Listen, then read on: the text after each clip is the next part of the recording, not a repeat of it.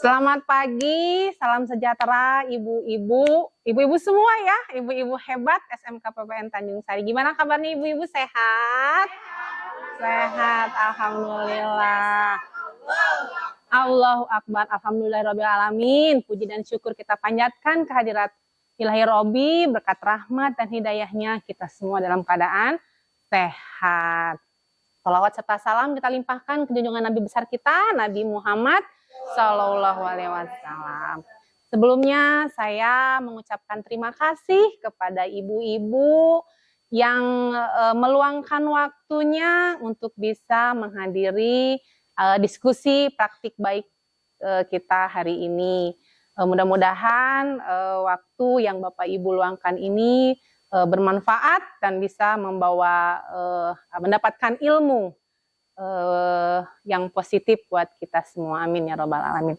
Baik Bapak dan Ibu, saya sedang melaksanakan pendidikan guru penggerak angkatan 9 Kabupaten Sumedang. Pada kesempatan kali ini akan menyebarkan pemahaman dan penerapan pengalaman tentang budaya positif, di mana ini adalah bagian dari tugas aksi nyata di modul 1.4, di mana tugas tersebut kami selaku peserta mengimbaskan apa yang kami dapatkan pada materi modul 1.4 ini kepada rekan-rekan yang ada di sekolah.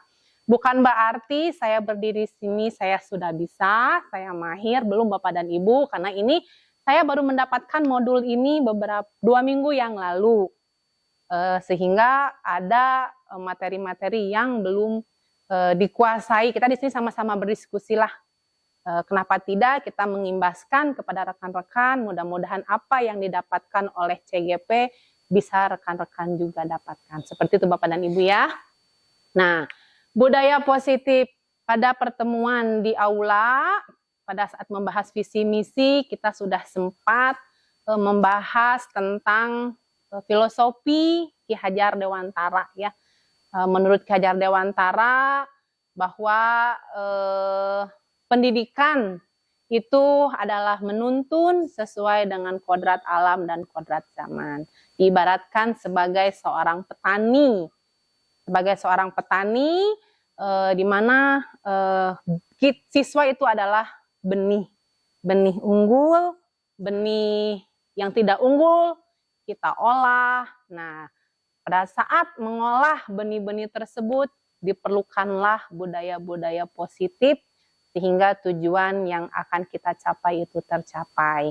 Sebelum membahas budaya positif itu sendiri, sebelumnya Bapak dan Ibu, kita buat dulu kesepakatan kelas kita pagi ini. Kira-kira kesepakatan kelasnya mau seperti apa? Misalkan, boleh makan sambil ngemil Bu Helni, misalkan. Boleh nggak? Sepakatan aja.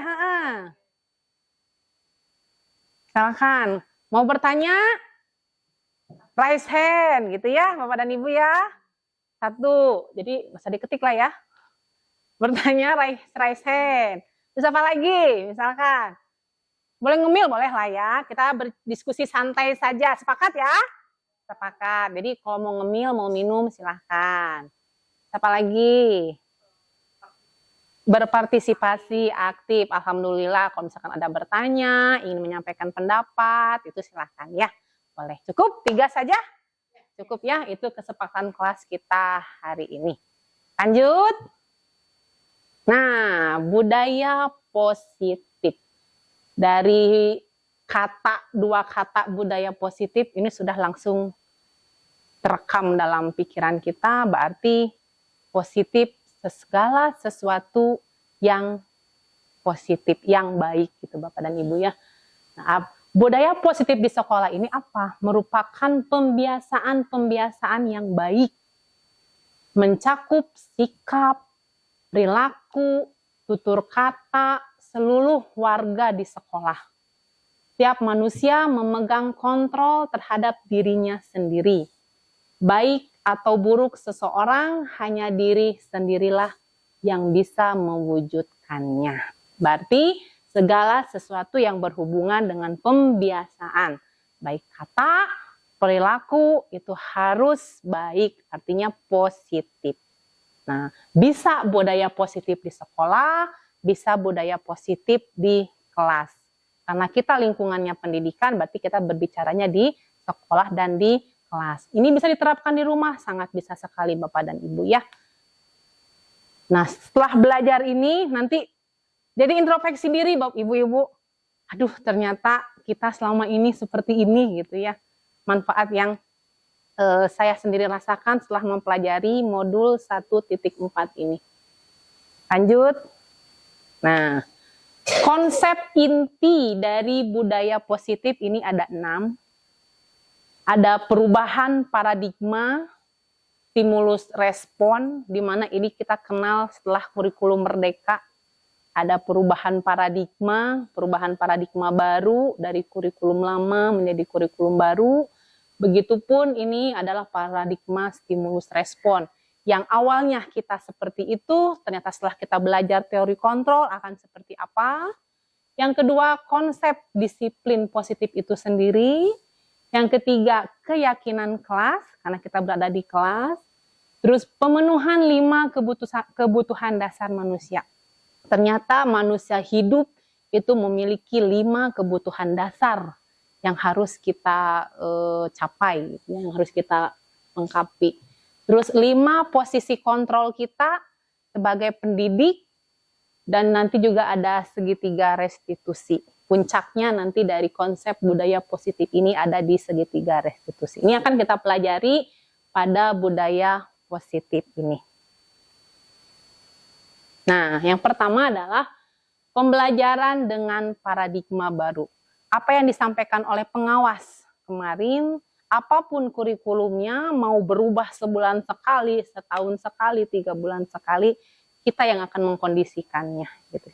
Sanggupkah kita merubah mindset dari mindset pola lama menjadi mindset pola baru yang digembor-gemborkan oleh Kementerian Pendidikan, perubahan paradigma baru dari kurikulum 2013 ke kurikulum 2003. Nah, berjalannya perubahan paradigma baru ini, siapa? Kita yang akan mengkondisikan diri kita. Maukah kita berubah? Maukah kita merubah pola pikir kita? Siapkah kita untuk berubah? Nah, disinilah perlu benar-benar memahami tentang mindset change atau perubahan pola pikir, gitu ya. Nah, bagaimana? Salah satunya adalah dengan mengikuti CGP ini, Ibu-ibu. CGP ini setidaknya kita mendapat ilmu bagaimana kita mempola pikir kita, merubah pola pikir kita, bertemu dengan guru-guru hebat lain dari sekolah-sekolah yang lain, bertemu dengan pembimbing, instruktur, fasilitator yang memotivasi kita sehingga kita merasa, oh saya perlu berubah. Nah, seperti itu. Pada akhirnya, tujuan dari perubahan paradigma baru ini adalah pengembangan karakter yang sesuai dengan dimensi profil Pancasila. Bapak dan Ibu mungkin sudah tidak asing dengan profil pelajar Pancasila, 6 dimensi yang sekarang sedang digembor-gemborkan dari berketuhanan sampai bernalar kritis.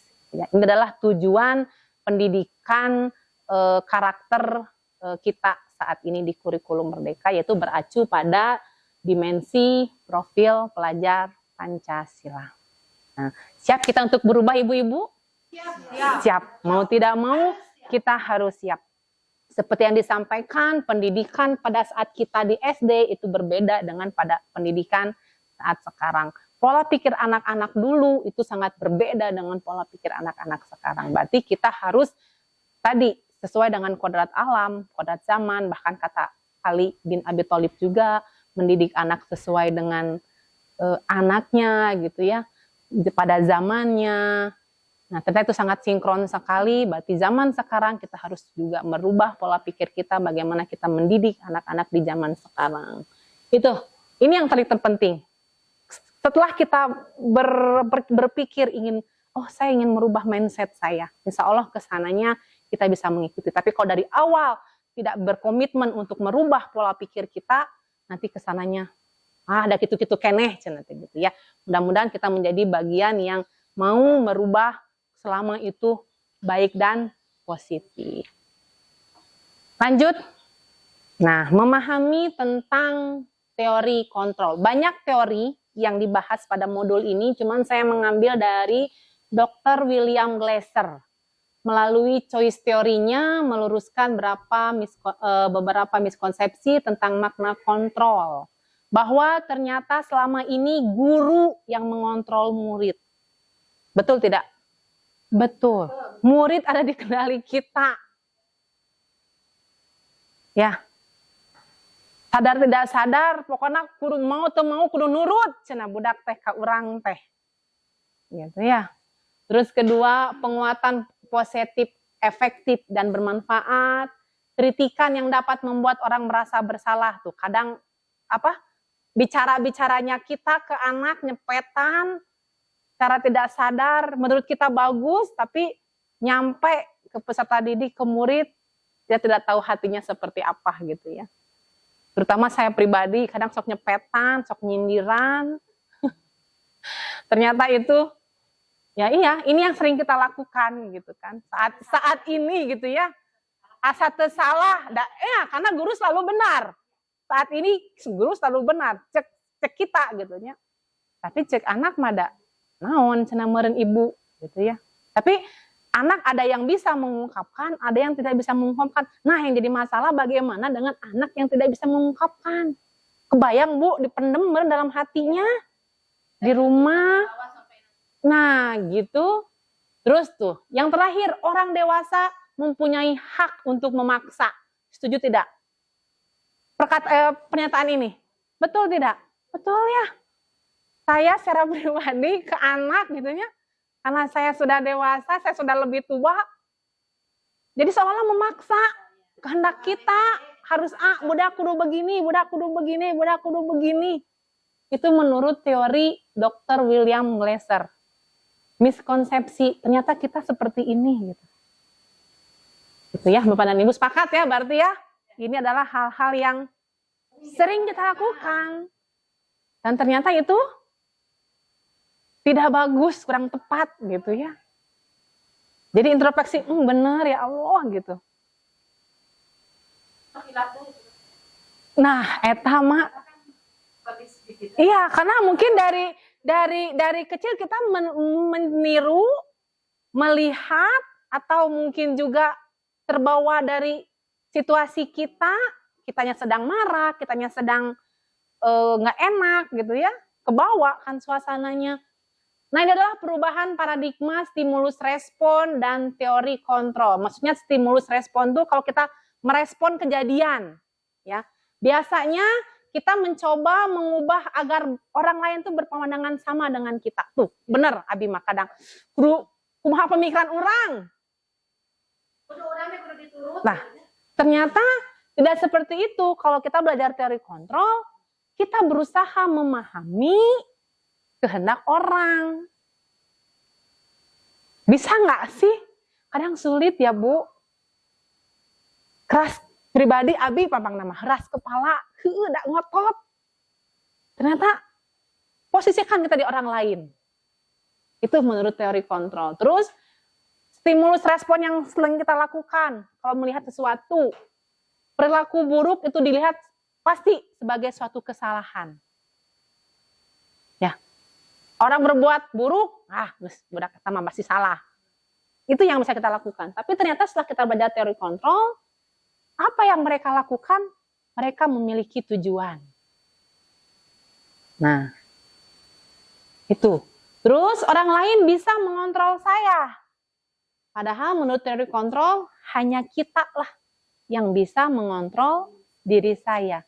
Orang lain mah mungkin sebagai ngerem atau sebagai motivasi, mengingatkan gitu. Tapi sebenarnya yang bisa mengontrol diri kita siapa? Diri kita sendiri. Nah, itu kadang yang sulit gitu ya, Bapak dan Ibu. Terus terlalu pemaksaan. Padahal perlunya kolaborasi dan konsensus, mencapai pilihan-pilihan baru, terus pola berpikir kita menang atau kalah. Padahal menurut teori kontrol adalah model berpikir menang-menang. Seperti itu. Itu adalah paradigma yang harus kita rubah dari stimulus respon yang biasa kita lakukan menjadi teori kontrol. Seperti itu. Nah, ini adalah perubahan paradigma yang harus kita lakukan, walaupun itu terkadang sulit dan berat. Next, makna disiplin. Disiplin kita kenal dengan apa, Bapak dan Ibu? Aturan, keras, harus, gitu ya. Padahal dari bahasa Latin disiplina, disiplin itu artinya belajar. Berarti yang namanya belajar itu terus menerus ya, continue dilakukan. Disiplin diri membuat orang menggali potensinya menjadi menuju sebuah tujuan apa yang dia hargai. Jadi bukan karena terpaksa, tapi karena dirinya. Saya menghargai diri saya sendiri, sehingga saya harus disiplin. Cuman pada budaya kita berubah menjadi sesuatu yang dilakukan seseorang pada orang lain untuk mendapatkan kepatuhan, kecenderungan menghubungkan disiplin dengan ketidaknyamanan. Betul ya Bapak dan Ibu? Aturan sekolah saja. Terpaksa siswa melakukan teh. Gitu ya. Karena patuh terhadap ada sieun teh, takut teh, kesiangan, takut dimarahin ku piket, takut dimarahin ku wali kelas, ngerjakeun tugas, takut karena dimarahin guru, bukan karena dirinya sendiri, tapi karena rasa patuh, kepaksa, sehingga membuat dirinya tidak nyaman. Sekolah males, ada pasti ibu eta mah pasti ngambek, si ibu eta mah pasti ieu. Jadi kan seolah-olah membuat dirinya tidak nyaman. Kenapa? Karena keterpaksaan tersebut. Seperti itu. Ini adalah miskonsepsi tentang disiplin. Padahal secara bahasa Latinnya, disiplin itu adalah belajar. Yang artinya continue, terus-menerus. Yang namanya belajar kan terus. Sampai kapan kita bisa melatih diri kita untuk disiplin. Seperti itu. Nah, nilai kebajikan, ada beberapa nilai kebajikan menurut teori, cuman saya mengambilnya hanya satu, karena sekarang sedang digembor-gemborkan nilai kebajikan dalam pendidikan kita, yaitu Indonesia berdasarkan dimensi profil Pancasila tersebut. Yang pertama, beriman, bertakwa kepada Tuhan Yang Maha Esa dan berakhlak mulia. Ini alhamdulillah kita masih di peringkat pertama ya, karena kita meyakini bahwa agama, keimanan itu segala-galanya. Diawali dengan keimanan, diawali dengan akhlak mulia, insya Allah jalan hidupnya, kita meyakini itu. Seperti itu ya. Terus yang kedua, mandiri. Kenapa? Karena dilatih kemandirian. Melatih kemandirian itu tidak mudah. Contoh kecilnya, handuk di rumah yang jadi permasalahan besar. Yang selalu kita marah setiap pagi. Baik anak, maupun bapaknya, maupun kita. Ya, saya secara pribadi. Handuk aja. Selalu. Padahal hanya melatih kemandirian, anak disuruh menyimpan handuk. Tapi begitu sulitnya. Di kecil diajarkan teh. Cik handuk habis mandi tong disimpan di kamar. Gantungkan. Terus dibeli tempat gantungan handukna. Tapi dah anger. Waalaikumsalam. Baju kotor. Hal-hal yang kecil seperti itu. Nah kalau di kelas. Kemandirian melatih kemandirian apa? Piket. Padahal dari menghapus papan tulis. Kalau nggak diingatkan, piket. Nah, itu contoh kecil. Jadi lebih ditekankan kepada pendidikan yang berprofil pelajar Pancasila. Gotong royong, kerjasama. Sok sekarang anak-anak Bu, acuh, cuek. Ya, rasa pekanya tuh nggak ada. Kurang. Tadi pagi di Facebook saya membaca ada nggak tahu dia orang tua, posisinya nggak tahu kakak, nggak tahu siapa gitu ya. Update gini Bu, anak saya cenah sekolah 3 hari, tidak sekolah 3 hari, menit anu ngolongok cenah. Nyawali kelasna, na budakna, nggak tahu tah, cuman di situ nggak ada si sekolahna teh. Nggak ada temennya juga, nggak peduli. Dulu cenah zaman saya sekolah, rarasaan 3 hari nggak masuk teh cenah ka rumah teh temen, cenah wali kelas. Kan jadi nonjok tuh. Gitu ya. Nah, ternyata orang tua pun berharap anak nanti sekolah teh cik meren ada apa ya? Ada inilah dari sekolah, ada perhatian, ada simpati, ada empati dari teman. Ini mah sakit, kecelakaan, cenah inu ngelongok, cenah bahasana teh gitu. Di-update di Facebook, di grup umum. Kan berarti kurangnya rasa simpati kerjasama ya. Dari guru ke peserta didiknya, sekolah, orang tua, seperti itu.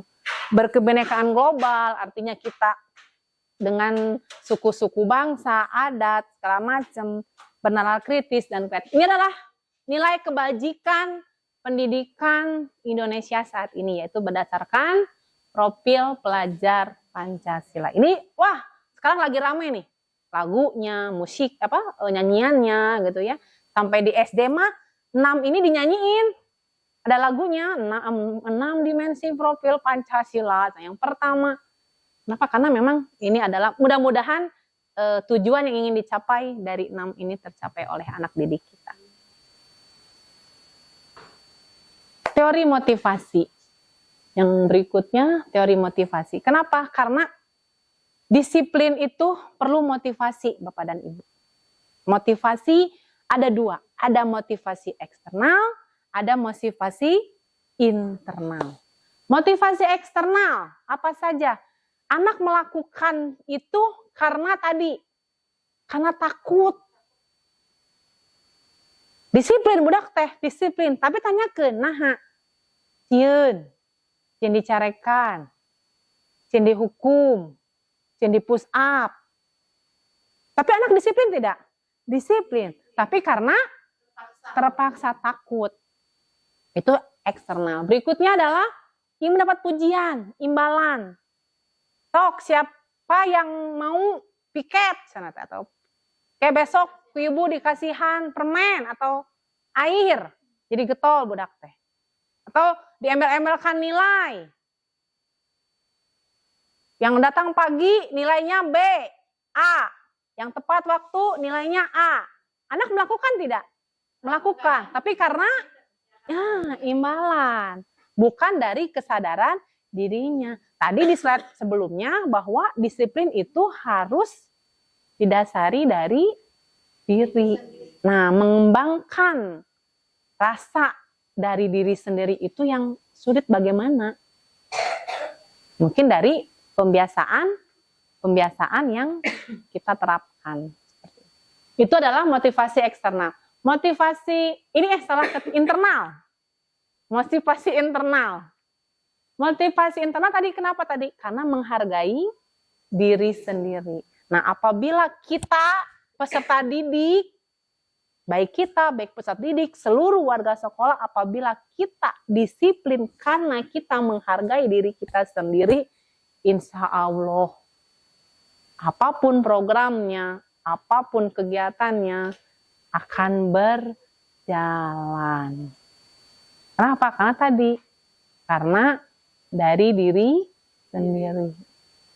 Kegiatan di sekolah, ada kapaksa, geus di SK-an,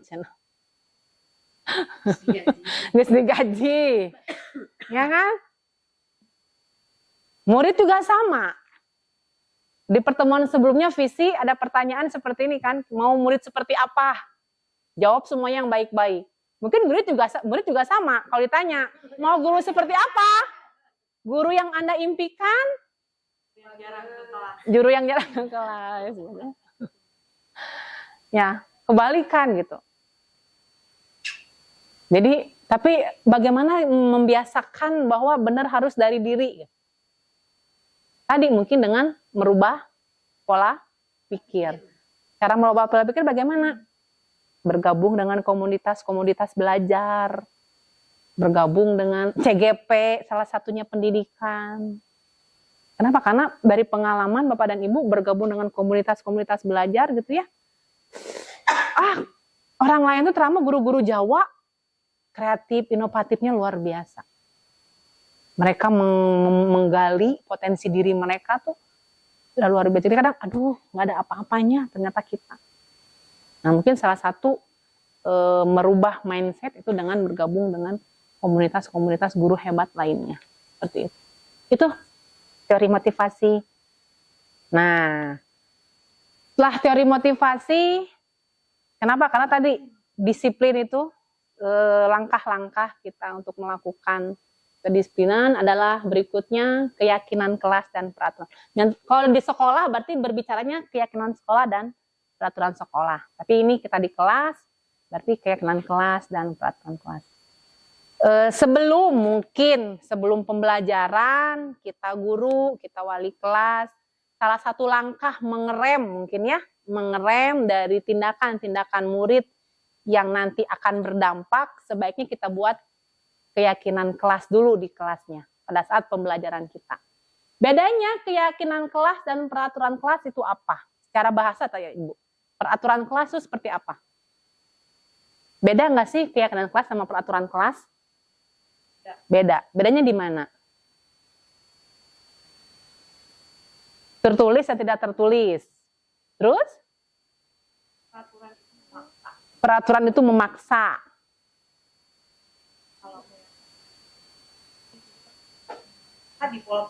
Pola pikir, mengalah. Peraturan tertulis. Sanksi hukum. Kalau keyakinan ya kekuatan pikiran siswa itu sesuatu yang dia rasakan atau dia pikirkan. Nah, ya betul apa yang dikatakan oleh Mbak Komala.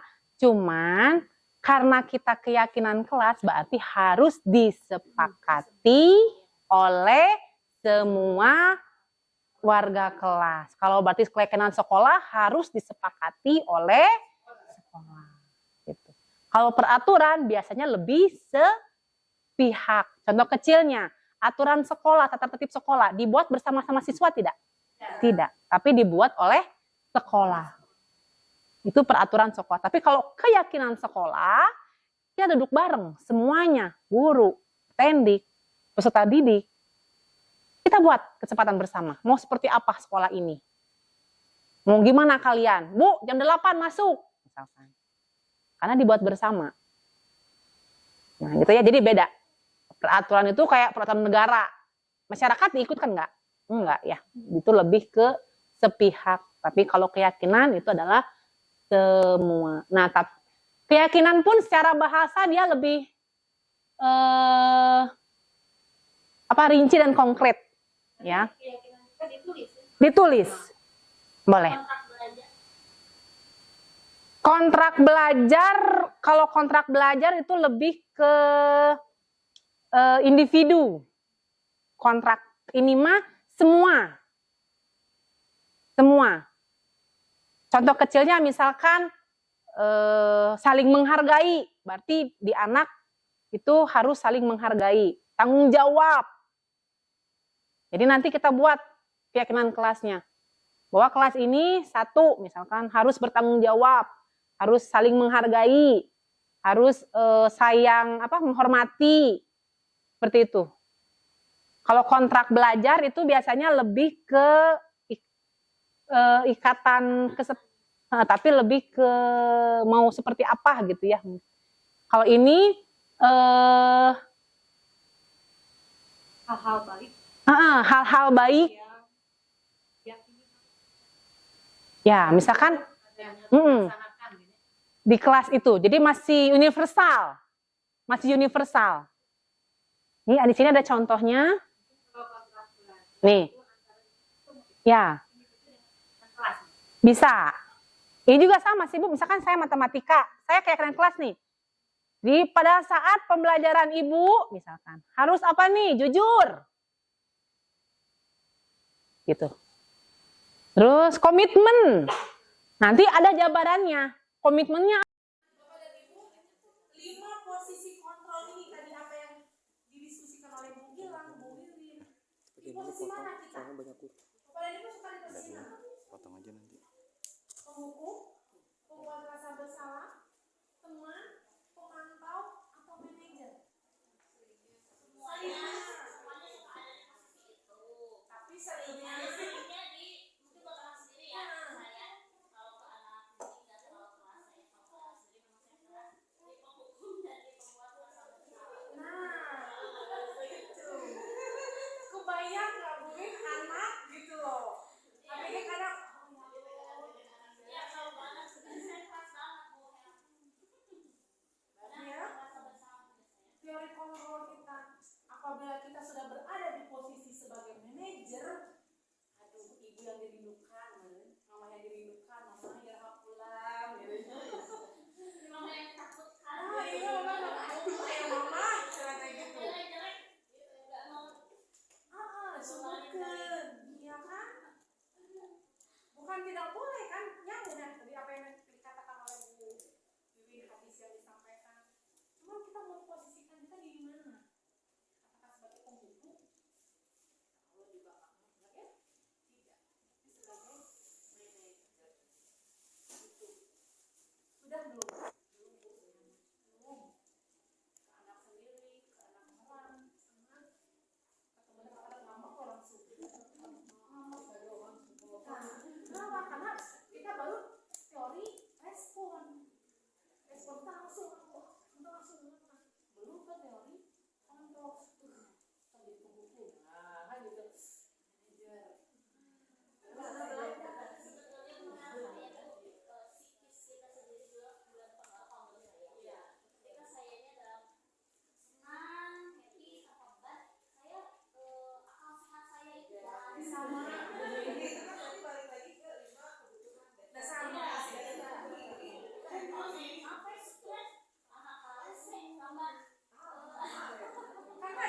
Berarti 5 kebutuhan dasar kita belum terpenuhi.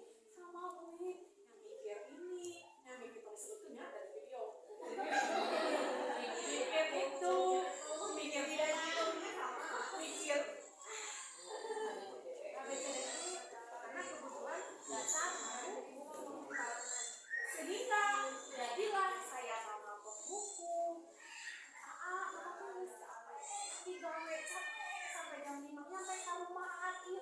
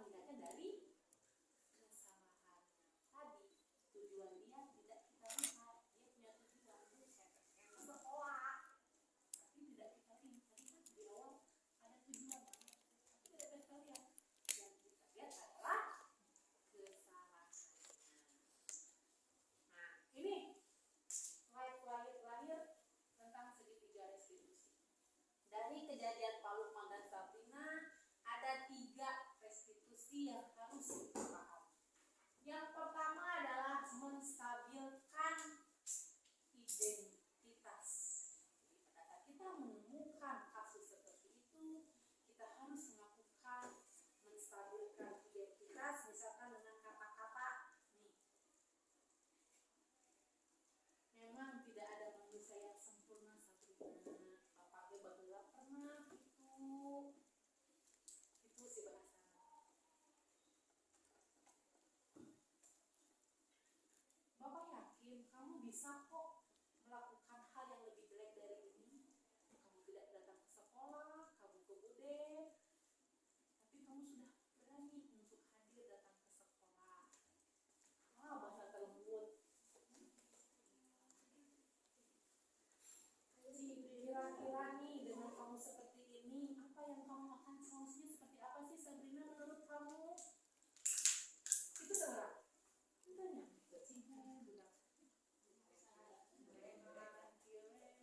Tanya, kalau saya nih coba Sabrina gesil kemana? Menurut saya nggak pernah.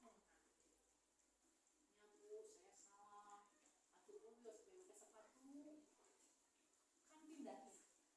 Berarti kita harus berusaha menstabilkan identitas Sabrina.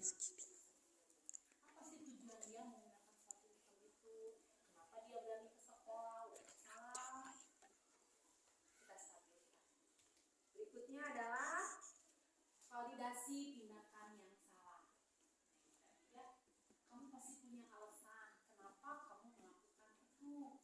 Sepatu saya basah bu, kemarin hujan, mempunyai izin-izinan, murung-murung di sepatu bu, jadinya nanti mah kerja gelap. Tapi kebanyakan anak-anak pakai sepatu putih sekarang gaya ya, dan belum lagi kenapa pakai sepatu bodas. Dari satu.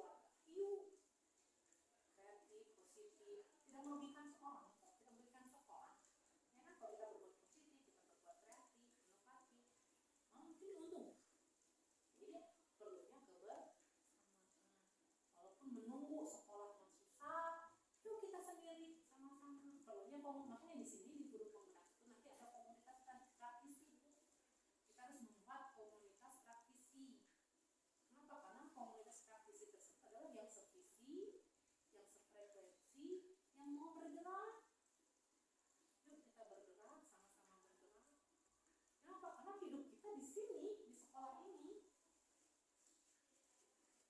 Ya, mungkin salah satu adalah validasi tindakan yang salah itu mungkin seperti itu. Kembalikan ke diri kita. Anakku sekarang di sekolah di kelas. Oh, Bu, zaman saya dulu pas pertama kali kesini, anakku nggak boleh pakai rental, nggak boleh indis, nggak boleh tuh. Tapi sekarang coba lihat, berarti kan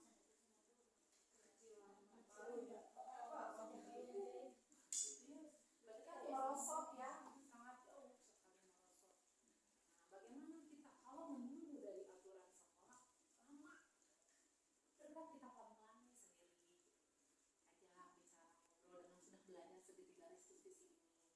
Mudah-mudahan hari ini juga berhasil, besok juga berhasil. Terus sama-sama kita lakukan pelan-pelan. Miris kan? Pacaran pakai rental gitu ya. Di depan lagi tuh dengan rental kelas 10 ya. Ya kan secara aturan tidak diperbolehkan sepatu sudah mungkin salah satu tujuan dari kita belajar dari teori kontrol ini minimal untuk diri kita sendiri. Dan sekarang Bu Pina sudah mengimbaskan ke guru-guru yang lain, Andi mengimbaskan ke guru-guru yang lain, mudah-mudahan bertambah kan guru-guru yang memahami teori ini. Tidak hanya saya, Bu Pina Kasuhara, Pemakar, mudah-mudahan dengan banyaknya yang memahami teori kontrol ini kita memberikan seperti itu ya. Berikutnya yang terakhir setelah identitas, sekarang adalah menanyakan keyakinan. Tadi karena kita sudah membuat keyakinan kelas, coba Sabrina, keyakinan kelas apa yang kamu langgar? Ya Bu, saya nggak tertib, saya nggak tanggung jawab. Nah, setelah kamu nggak tanggung jawab ini, sok kamu mau apa? Kamu pengen jadi orang seperti apa? Bayangkan, kamu ingin idealnya seperti apa? Atau kelas yang kamu idamkan seperti apa?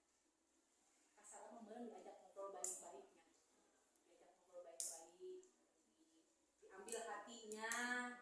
Mudah-mudahan dengan diambil hatinya dia jadi berpikir dan mau berubah. Nah, ini Bapak dan Ibu tentang budaya positif yang ada di sekolah dan di kelas. Ya, tugas terakhir, siapa yang mau praktek segitiga restitusi? Ada yang jadi murid, ada yang jadi guru. Sinta, siswa kelas 10 SMK PPN Tanjung Sari. Peraturan di sekolah setiap hari Jumat menggunakan seragam pramuka. Tapi pada hari itu Sinta tidak menggunakan seragam pramuka. 3, segitiga restitusi tadi harus ada menstabilkan identitas, validasi tindakan yang salah, menanyakan keyakinan. Tadi menstabilkan identitas, misalkan seperti ini ya. Kenapa kamu buat? Menurut kamu apa yang kamu lakukan itu bagaimana? Ya Bu, saya salah. So, ada yang mempraktekkan? Terus kita validasi tindakan itu salah.